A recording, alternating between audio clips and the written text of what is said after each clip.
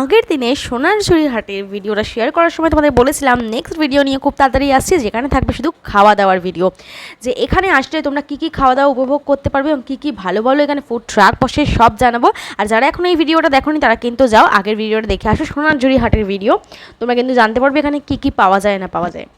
আর আজকে তোমাদের দেখাবো এখানে ফুড ট্রাকগুলো, আর কোন কোন ফুড ট্রাকে ভালো ভালো খাবার পাওয়া যায় সেটাও তোমাদেরকে কিন্তু দেখাবো।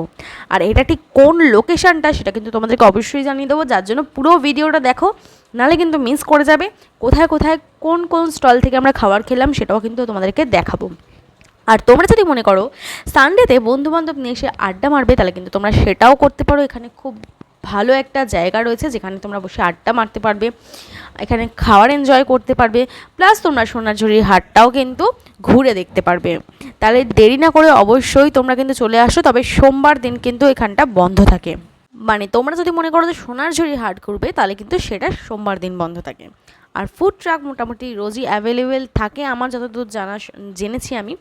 তো তোমরা অবশ্যই এখানে আসো, দেখো এখানে প্রচুর রকম ভ্যারাইটির খাবার পেয়ে যাবে।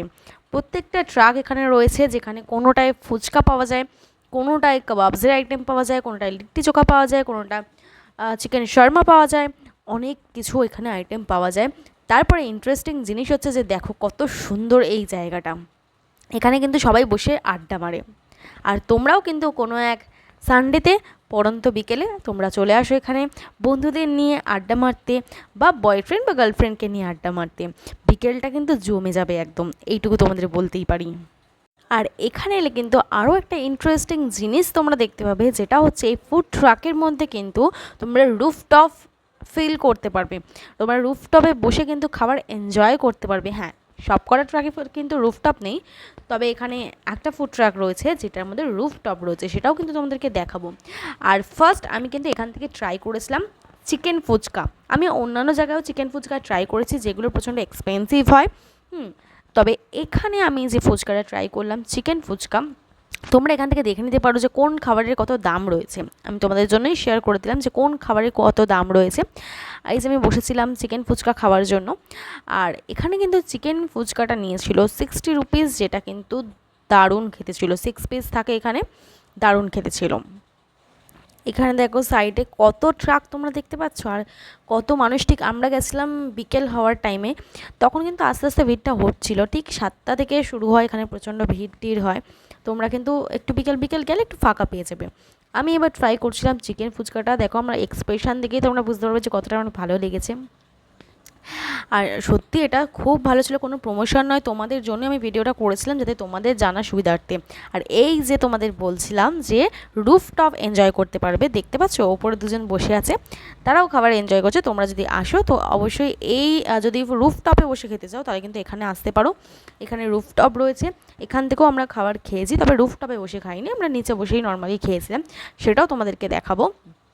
এবার চলো তোমরা আরেকটু ঘুরিয়ে দেখাই, তারপর দেখাবো যে নেক্সট আমি কি ট্রাই করেছিলাম।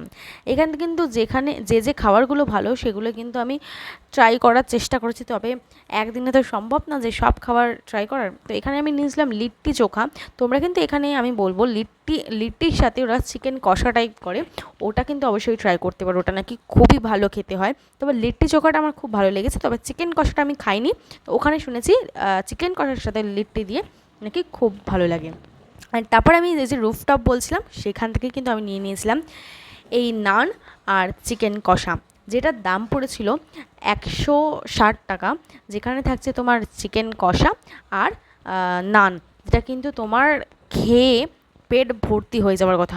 আমি তো পুরোটা খেতেই পারিনি, কমপ্লিট করতে পারিনি। তারপরে ওখান থেকে আমি কিন্তু নিয়েছিলাম এই চিকেন তন্দুরিটা, যেটাও কিন্তু খেতে বেশ ভালোই ছিল। এটা কিন্তু একদম সোনারঝুরি হাট যে এন্ট্রি নিচ্ছি তার অপোজিটেই। আর লাস্টে কিন্তু আইসক্রিম খেয়ে আজকে দিনটা শেষ করলাম। টাটা।